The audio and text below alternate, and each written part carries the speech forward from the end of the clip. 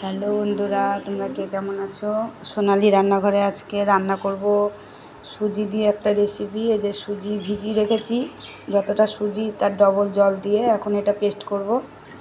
Paste করে একটা খাবার তৈরি করব, তোমাদের দেখাচ্ছি। এই যে বন্ধুরা, সুজির মধ্যে দুটো কাঁচা লঙ্কা দিয়ে দিয়েছি, আর এই কটা জিরে, কটা কালো জিরে এর মধ্যে দিয়ে দিলাম।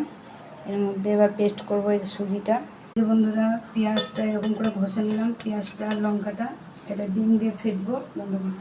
এই যে বন্ধুরা, সুজির মধ্যে খানিক ময়দা নিয়ে নিয়েছি, আর এই যে পেঁয়াজের মধ্যে ডিম ফাটিয়ে নিয়েছি, এটা পেস্ট করব দিয়ে করব। এটা তোমাদের কেমন লাগবে কমেন্ট করে জানিও, তোমরাও বাড়িতে করে খেয়েও ভালো লাগবে।